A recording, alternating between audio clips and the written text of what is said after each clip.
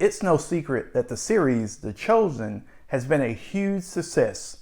With success and notoriety, there comes critics and various opinions across the spectrum of religion and beliefs.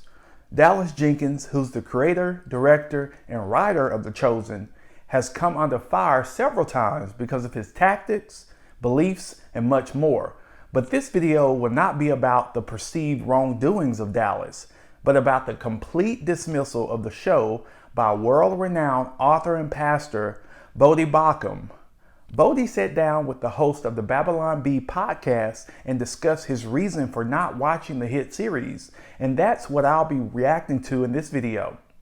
The topic of The Chosen came up when hosts Sam Greer and Jared Lee Master were discussing Baucham's recent appearance with Glenn Beck and the wisdom of appearing on Christian-adjacent shows such as Beck's, which line up more closely with his beliefs than other mainstream media outlets like CNN. Baucham, who previously served as pastor of Grace Family Baptist Church in Texas, told the Bee host he appreciates the fact that when he appears on Beck's show, there are no restraints put on me.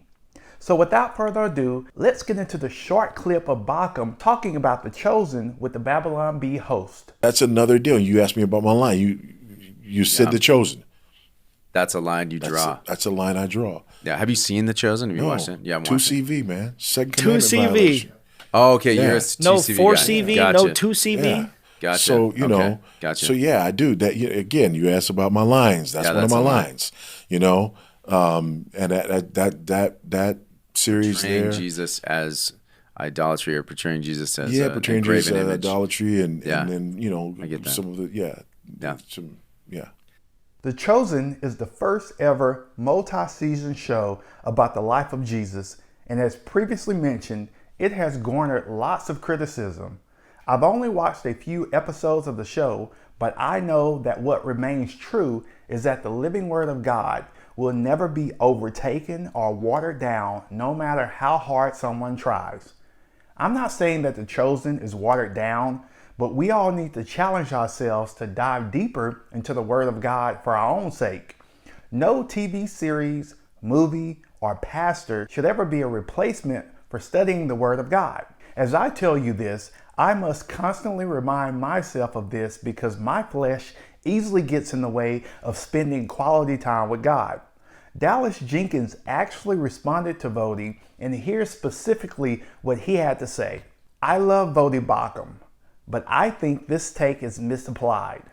The second commandment is clearly referring to objects of worship, and most likely specifically objects of worship that compete with God. This is exactly what the second commandment states.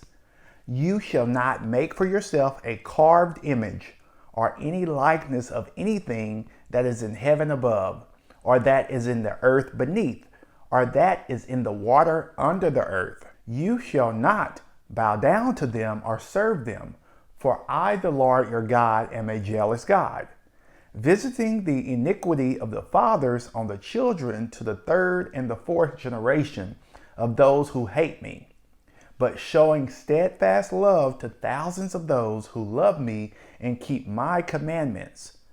Pastor Baucham's logic is that because a movie or show portraying Christ is showing someone who comes from heaven, then it's idolatrous. Or because it's the portrayal of God and image of God, it's idolatrous. But it's not the portrayal or image itself that's the issue. If it was, then as the verse says, anything on earth or even water would be wrong to portray. It's clearly the worship of it, because God is a jealous God and wants his followers to put him first over an idol, which of course I agree with. But no one is worshiping the TV screen. We're not claiming the show is the Bible or Jonathan is actually Jesus. And no one believes the betrayal is an object of worship or anything other than another way to illustrate and point people to truth. On no conceivable level does The Chosen compare to the gods and idols and images the Israelites were potentially worshiping to compete with God. So there you have it. Let me know your comments below. Are you an avid fan of The Chosen or not? If so, Has it become an idol in your life, taking you away from reading the Bible for yourself? Having said this, I understand that we have our own opinions about the series The Chosen. So let me know your take on this.